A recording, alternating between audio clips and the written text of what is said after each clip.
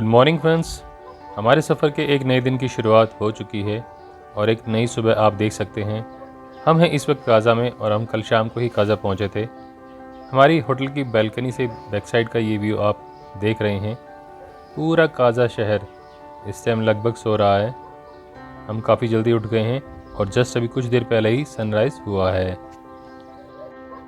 Weather condition आप देख सकते हैं, हल्के हल्के बादल छाए हुए हैं, लेकिन हमें नहीं लगता कि बारिश होगी।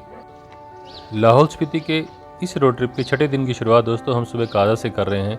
सुबह के लगभग अब 7:30 बजने को हैं। अभी हम लोग बिना ब्रेकफास्ट के ही होटल से निकले हैं और ब्रेकफास्ट हम रास्ते में करेंगे। ट्रिप मीटर में आप देख सकते हैं दोस्तों, दिल्ली से काज़ा पहुंचने तक हम 883 किलोमीटर ड्राइव कर चुके हैं और गाड़ी की माइलेज 16.3 किलोमीटर पर लीटर के आसपास आ रही है। काज़ा शहर स्पीति नदी के किनारे बसा हुआ है और हमारे जो लेफ्ट साइड में आप रिवर देख रहे हैं, यही स्पीति रिवर है। इस साल काफ़ी कम स्नोफॉल हुआ था, जिसकी वजह से इसमें आप काफ़ी कम पानी देख पा रहे होंगे। काज़ा शहर से थोड़ा सा आगे निकलते ही आप जो सामने लेफ्ट साइड में आयरन ब्रिज देख रहे हैं, इस आयरन ब्रिज से होकर जाने वाला रास्ता मनाली और चंद्रताल की ओर जाता है। बिल्कुल सीधा जाने वाला रास्ता की विलेज, किब्बर और चीचम की ओर जाएगा, जबकि अगर हम लेफ़्ट साइड में जाएंगे तो हम लोसर और कुंजुम पास होते हुए मनाली पहुंच जाएंगे। आज तो हम लोग दोस्तों सीधे ही जाएंगे, कल हम इस लेफ़्ट वाले ब्रिज को क्रॉस करके चंद्रताल पहुंचेंगे।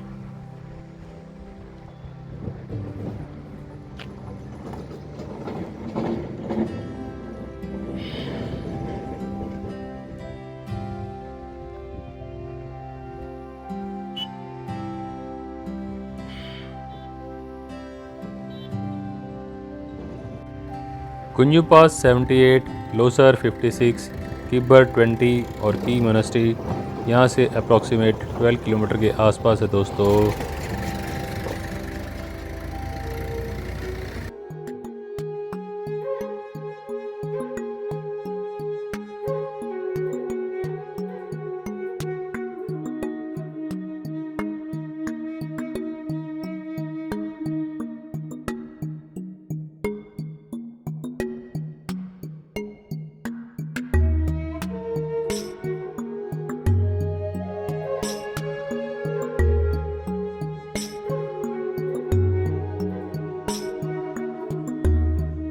Good morning friends.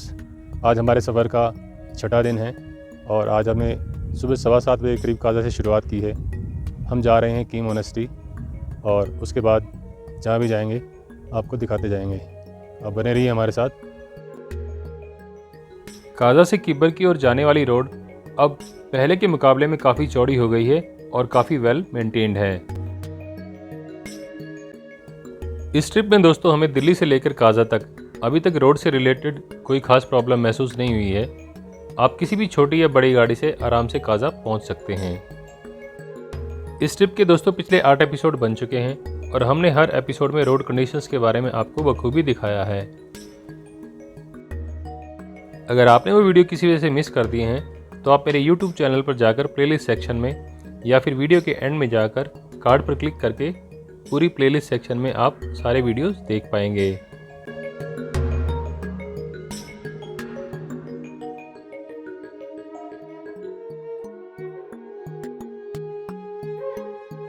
दोस्तों हम लोग पहुंच गए हैं की विलेज और आप मेरे पीछे जो मोनेस्ट्री देख रहे हैं वो है की मोनेस्ट्री। हम लोग काज़ा से निकले थे, हमने हल्की जैकेट पहनी थी।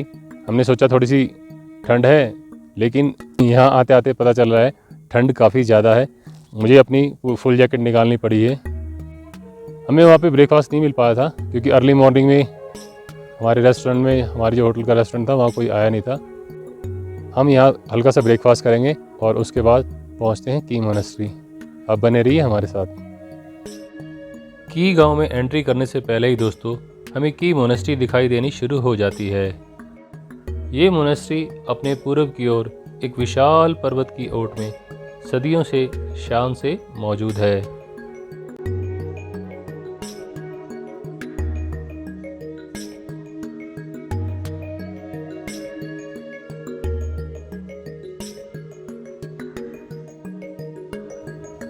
ये वो छोटा सा होम स्टे है दोस्तों, जहाँ हम ब्रेकफास्ट के लिए रुके हैं। हमने यहाँ पता किया तो उन्होंने बताया कि आपको चाय और ब्रेड टोस्ट अवेलेबल हो जाएंगे। दोस्तों ऐसी लोकेशंस पर बैठकर ब्रेकफास्ट करने का एक अलग ही मज़ा है। आप चारों तरफ की लोकेशन देखिए। हम बैठे हैं की विलेज में और ब्रेकफास्ट के लिए रुके थे। चारों तरफ का नज़ारा बेहद ही खूबसूरत है। यहाँ बैठकर ब्रेकफास्ट करने में खूब मज़ा आ रहा है। हम लोग यहाँ रुके थे ब्रेकफास्ट के लिए और भाई साहब मिले हैं हमें यहाँ दोरजे शेयरिंग, जो ये सनफ्लावर होम स्टे चलाते हैं। तो ये क्या रूम रेंट होगा आपका यहाँ पे? 1000 रुपीज़ पर पर्सन है। इसमें डिनर ब्रेकफास्ट इंक्लूड होगा पर पर्सन। ओके। हाँ जी, डिनर ब्रेकफास्ट इंक्लूड। और जो आपके डिनर में मिलेगा आपको दाल चावल सब्जी और रोटी। ब्रेकफास्ट मिलेंगे परांठे चाय के साथ। लंच हमें बाहर करना होगा? लंच बाहर करना होगा। लंच के टाइम चेकआउट हो जाते हैं तो लंच नहीं मिलता। अगर लंच खाना होगा तो आपको अलग से पेमेंट करना होगा। Okay okay. ब्रेकफास्ट करने के बाद हमने अपना सफ़र दोबारा शुरू किया।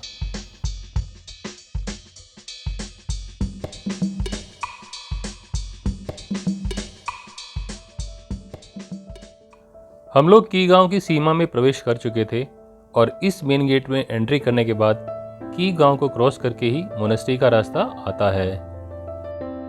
जैसा कि आप सभी लोग जानते हैं कि लद्दाख और स्पीति में ज़्यादातर मोनेस्ट्रियाँ गांव के सबसे ऊंचे हिस्से पर बनी हुई होती हैं और ये लगभग गांव के सभी घरों से दिखाई दे जाती हैं। ठीक उसी तरह की गांव की मोनेस्ट्री भी काफ़ी ऊंचाई पर बनी हुई है और ये दूर से ही दिखाई देती है। वैसे स्पीति के इस रीजन में ताबो मोनेस्ट्री इस बात का अपवाद है, जो स्पीति नदी के किनारे पर काफ़ी तलहटी में बनी हुई है और हजारों साल से मौजूद है। ये हिमालय की सबसे पुरानी मोनेस्ट्रीज में से एक है। ताबो मोनेस्ट्री के बारे में दोस्तों और ज़्यादा जानने के लिए आप हमारा पिछला वीडियो देख सकते हैं। यहाँ पर दोस्तों सामने वाला रास्ता किब्बर विलेज की ओर जाता है, लेकिन हम लोग पहले की मोनेस्ट्री विजिट करेंगे और की मोनेस्ट्री विजिट करने के बाद किब्बर विलेज की ओर जाएंगे।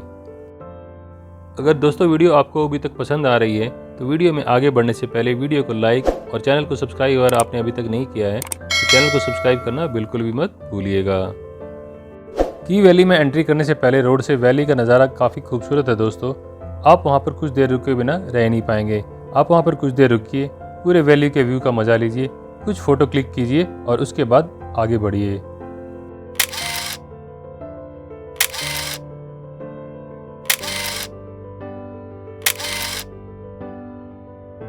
काजा का एलिवेशन 3800 मीटर और 12,500 फीट के करीब है। अब हम चलते चलते थोड़ा और ऊपर पहुंच गए हैं। की मोनेस्ट्री का एलिवेशन काजा से थोड़ा और ज़्यादा है, जो कि 4,166 मीटर और 13,668 फीट के करीब है।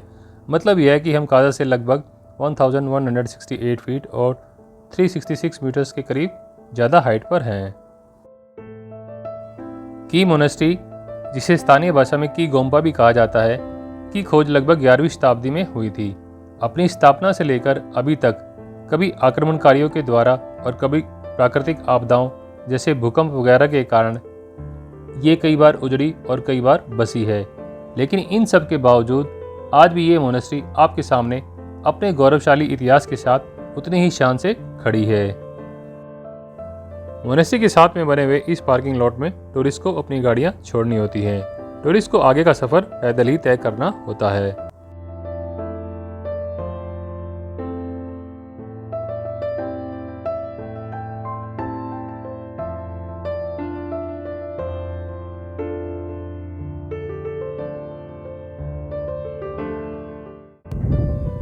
हम लोग दोस्तों की मोनेस्ट्री पहुंच गए हैं। गाड़ी हमने पार्किंग में लगा दी है। हमें ऊपर जाना होगा सीढ़ियों के थ्रू और ऊपर जाकर हम की मोनेस्ट्री विजिट करते हैं। इस नोटिस बोर्ड पर दोस्तों आप की मोनेस्ट्री की टाइमिंग देख सकते हैं, जो कि सुबह 7 बजे से लेकर शाम के 7 बजे तक हैं। इस पॉइंट से आगे किसी भी टूरिस्ट के व्हीकल अलाउड नहीं हैं और ड्रोन तो यहाँ पर स्ट्रिक्टली प्रोहिबिटेड है। आप वीडियो को पॉज करके नोटिस बोर्ड की इंस्ट्रक्शन और की मोनेस्ट्री की हिस्ट्री के बारे में पढ़ सकते हैं। मोनेस्ट्री की हिस्ट्री के बारे में जैसे कि मैंने बताया था, इसकी स्थापना के बारे में और ये कई बार उजड़ी और कई बार बसी है, वो सभी डिटेल्स यहाँ पर दी हुई हैं।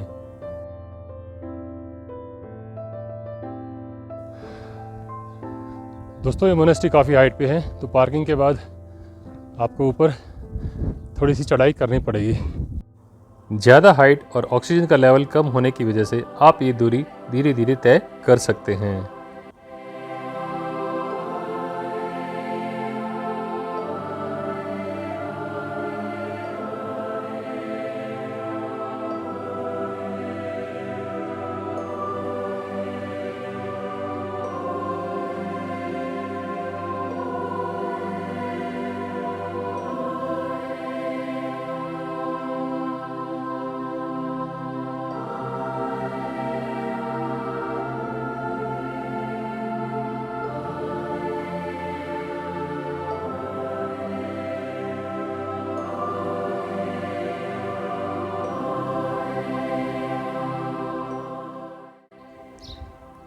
जैसे ही हम मोनेस्ट्री के मेन गेट पर पहुंचे, हमें यहाँ कुछ छोटे बच्चे भागकर निकलते हुए मिले।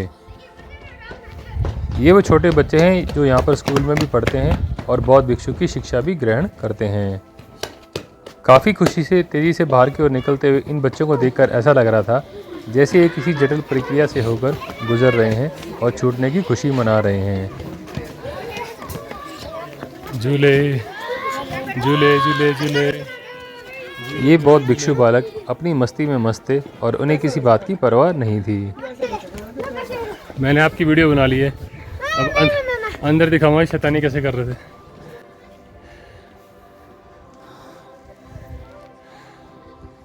इस मोनेस्ट्री में मेनली 3 फ्लोर्स हैं। सबसे पहला फ्लोर अंडरग्राउंड है, जिसे आप बेसमेंट भी कह सकते हैं, जो ज़्यादातर स्टोरेज वगैरह के लिए इस्तेमाल किया जाता है।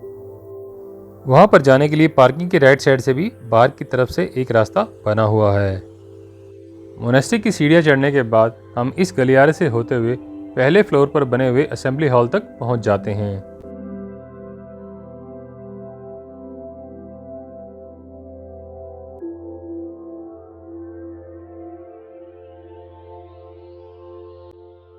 इस फ्लोर पर बौद्ध भिक्षुओं के रहने के लिए रूम्स वगैरह हैं और काफ़ी खूबसूरती से डेकोरेट किया हुआ एक असेंबली हॉल भी है, जहां पर प्रार्थनाएं और मंत्रोच्चारण किया जाता है। इस मोनेस्ट्री में लगभग 350 मोंक्स के रहने की व्यवस्था है, जो यहाँ की पवित्र दीवारों के बीच साल भर रहते हैं। लेकिन इनमें से कुछ मोंक सर्दियों में दक्षिण भारत की मोनेस्ट्रीज में चले जाते हैं।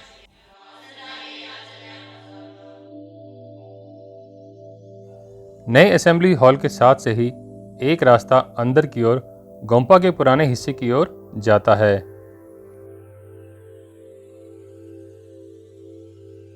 यहाँ पर अंदर एंट्री करने पर आप एक अजीब सी शांति महसूस कर पाएंगे। इस गलियारे के बाद दोस्तों अंदर की ओर किसी भी तरह की फोटोग्राफी अलाउड नहीं है, इसलिए मैं आपको अंदर की तस्वीरें नहीं दिखा पाऊंगा। तस्वीरें ना होने की वजह से अंदर की बात हम ब्लैंक स्क्रीन के साथ करेंगे। गोम्पा के अंदरूनी हिस्से में एक छोटा सा असेंबली हॉल है, जो काफ़ी प्राचीन तरीके से बना हुआ है। नए असेंबली हॉल के मुकाबले में पुराना असेंबली हॉल काफ़ी छोटा है और वहाँ पर काफ़ी कम लोग बैठ सकते हैं। असेंबली हॉल के साथ में कुछ छोटे छोटे कक्ष बौद्ध भिक्षुओं के मेडिटेशन के लिए बने हुए हैं, जहाँ पर बौद्ध भिक्षु बैठकर ध्यान लगा सकते हैं। अंदर की ओर काफ़ी कम रोशनी है और एकदम पिन ड्रॉप साइलेंस है। अंदर का ये हिस्सा लकड़ी से बना हुआ है और मोनेस्ट्री के बीच का हिस्सा है, इसलिए यहाँ पर मोनेस्ट्री के बाहर के मौसम का असर काफ़ी कम दिखाई देता है। पुराने प्रेयर हॉल में विजिट करने के बाद दोस्तों हम मोनेस्ट्री के बीच में बने हुए किचन में पहुँच जाते हैं।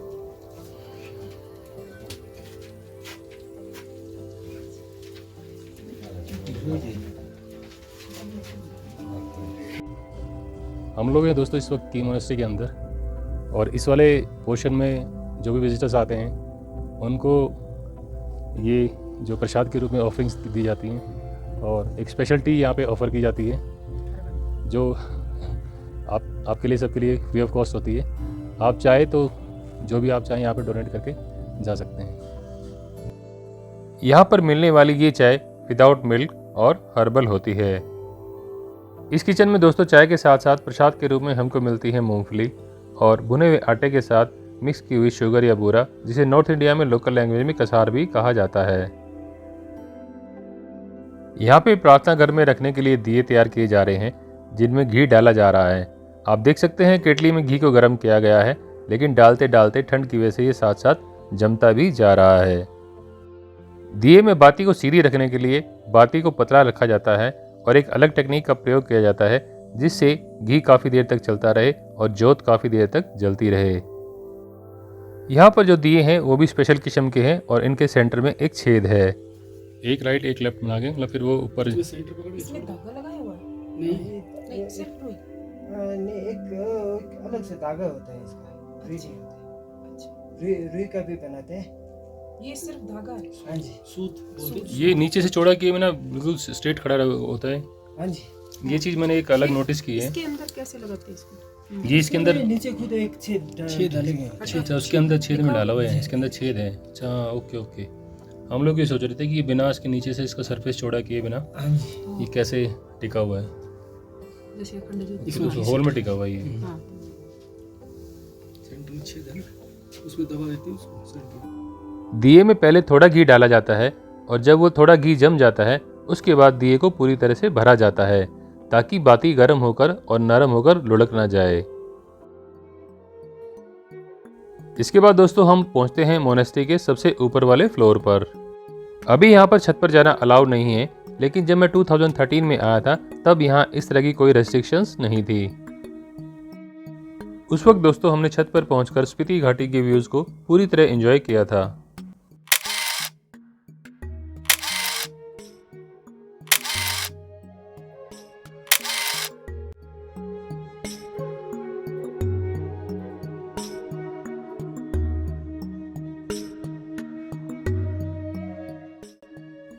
मोनेस्ट्री के ऊपरी हिस्से में किनारे पर खुले में एक बहुत बड़ा दिया भी रखा गया है जिसमें खास मौके पर खास जोत जलाई जाती है।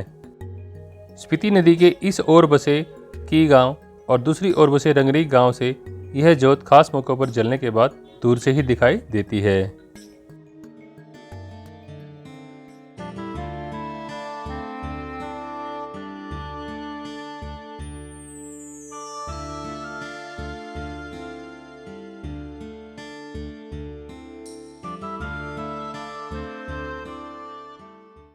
की मोनेस्ट्री विजिट करने के बाद दोस्तों अब हम वापस नीचे पार्किंग की ओर जा रहे हैं।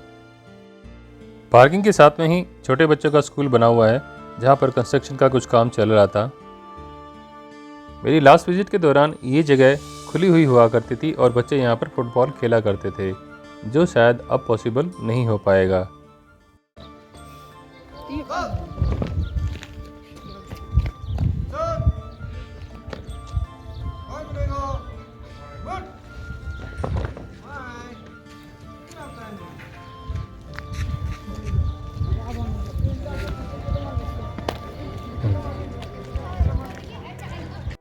अब हम दोस्तों यहाँ से किब्बर विलेज जा रहे हैं जो की गोम्पा से लगभग 7 किलोमीटर की दूरी पर है।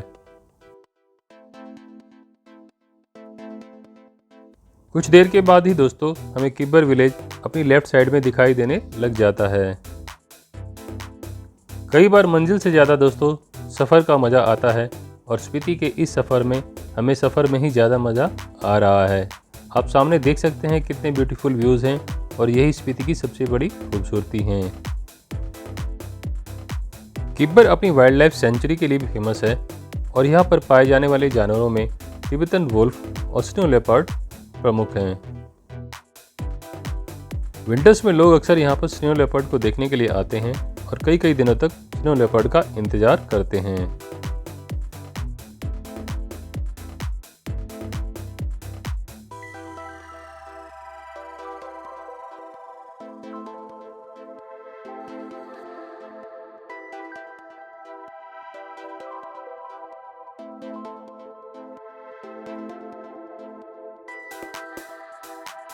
दोस्तों अभी हम लोग पहुंचे हैं की मोनेस्ट्री से होते हुए किब्बर विलेज। गांव के बाहर एक छोटा सा गोम्पा बना हुआ है। इन गोम्पा के लेफ्ट साइड से हमें जाना होता है और राइट साइड से क्लॉकवाइज आना होता है। स्पीति के इस सफ़र में हमें रास्ते में इस तरह के काफ़ी सारे गोम्पा मिलते हैं। इन गोम्पाओं को लेफ्ट साइड से क्रॉस करना होता है या फिर क्लॉकवाइज इनका राउंड लगाना होता है। एंटी क्लॉकवाइज राउंड लगाना या इसको राइट साइड से क्रॉस करना काफ़ी अशुभ माना जाता है। मोनेस्ट्री के बाहर बने हुए मणि चक्रों को भी क्लॉकवाइज ही घुमाना होता है।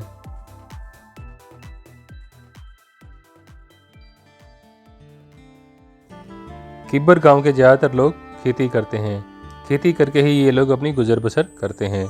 हालांकि टूरिज्म बढ़ने के साथ साथ यहाँ पर होम स्टे वगैरह भी खुल गए हैं जो इन लोगों की इनकम का एक अलग स्रोत जनरेट करते हैं।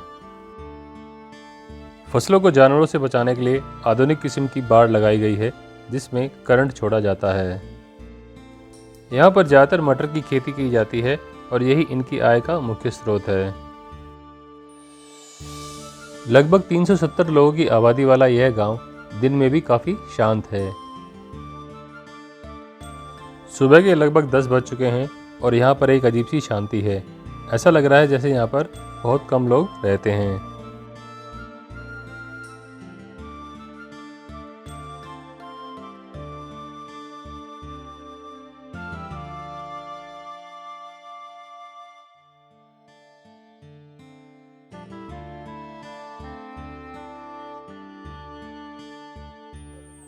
हम लोग दोस्तों किब्बर गांव के अंदर आ गए हैं। यहाँ पर भी बहुत सारे होम स्टेज और रहने के लिए अकोमोडेशंस अवेलेबल हैं। मेरे पीछे देख सकते हैं आप, काफ़ी सारी अकोमोडेशंस यहाँ पर बन गई हैं, तो यहाँ पर भी स्टे का कोई प्रॉब्लम नहीं है।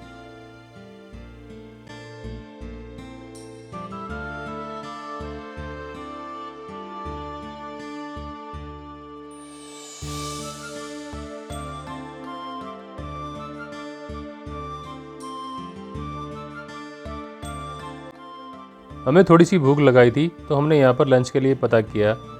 हमने जो ब्रेकफास्ट किया था वो काफ़ी लाइट था और हमें भूख लग चुकी थी। साथ साथ मुझे ये भी पता चल गया था कि हम जहाँ जाने वाले हैं, जैसे कि चीचम, लांगजा, हिक्किम वगैरह, तो हमें वहाँ पर खाने को कुछ खास नहीं मिल पाएगा। गेस्ट हाउस में अंदर आकर हमने लंच का ऑर्डर दे दिया है, लेकिन जब तक हमारा लंच रेडी होता है तब तक मैं आपको यहाँ के रूम्स का आइडिया दे देता हूँ। आप रूम्स का साइज़ और रूम्स का स्टैंडर्ड देख सकते हैं। अभी जस्ट मॉर्निंग में ही चेकआउट्स हुए हैं, तो इसलिए अभी सारी जो कंडीशंस हैं वो आपको बिल्कुल ठीक ठाक नहीं मिल पाएंगी। सफाई का काम अभी बाकी है और सारे रूम्स की लगभग यही कंडीशंस हैं। डबल ऑक्यूपेंसी वाले इन रूम्स का टैरिफ लगभग 2500 रुपीज़ के करीब है। गेस्ट हाउस की लोकेशन और रूम्स का स्टैंडर्ड देखकर मुझे ये टैरिफ बिल्कुल जायज़ लग रहा है।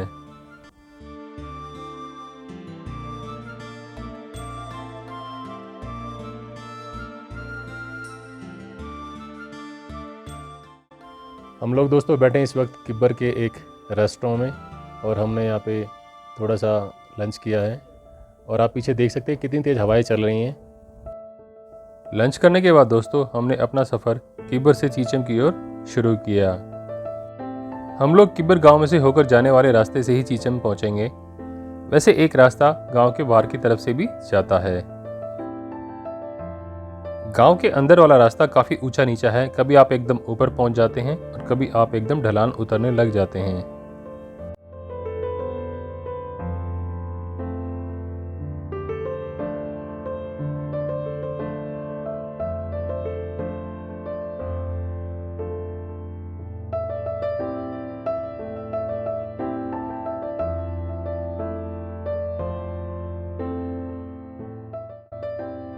गांव से बाहर निकलते ही फिर से खुला एरिया आ जाता है और यहाँ पर हम किब्बर के गांव वालों के खेत देख सकते हैं। एक चीज़ जो हमने और नोटिस की वो ये है कि खेतों में ज़्यादातर महिलाएं ही काम करती है। गांव के ज़्यादातर पुरुष शहर में दूसरे काम करने के लिए चले जाते हैं।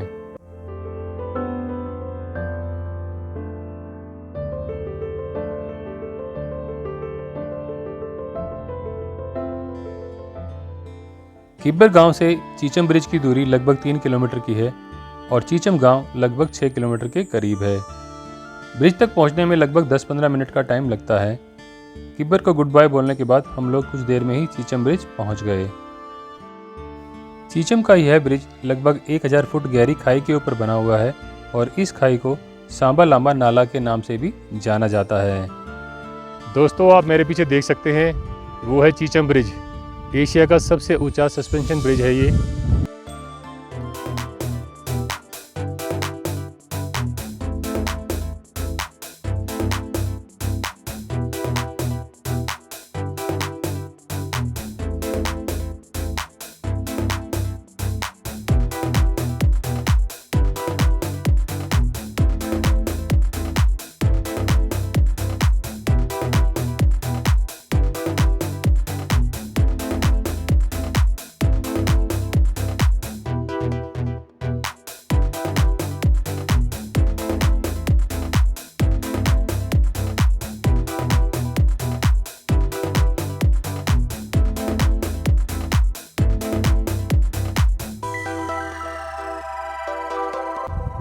इस वक्त मैं हूं दोस्तों एशिया के सबसे ऊंचे सस्पेंशन ब्रिज के ऊपर, जिसका नाम है चीचम ब्रिज। हम लोग किब्बर की तरफ से आए हैं और आगे चीचम गांव है।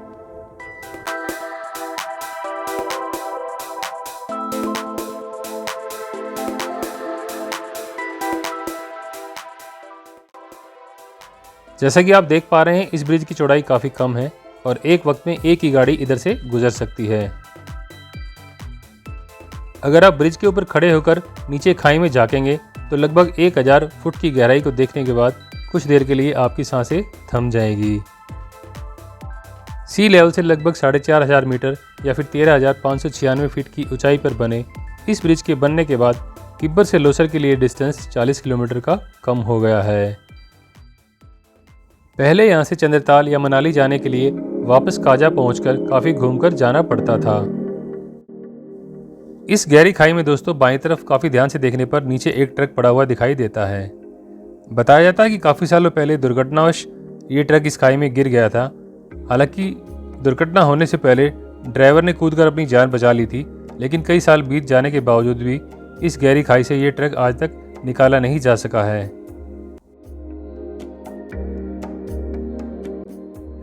ब्रिज पर जो सीमेंटेड रोड है दोस्तों, उसकी कंडीशन आप देख सकते हैं। इसको अब रिपेयर की काफ़ी सख्त ज़रूरत है।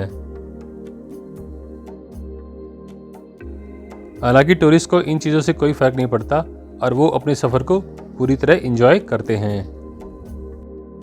चारों तरफ के व्यू काफ़ी सीनिक हैं और आप यहाँ पर कुछ देर के लिए ब्रिज पर टहल भी सकते हैं। चहलकदमी करते हुए आपको इस ब्रिज के हिलने का एहसास भी होगा।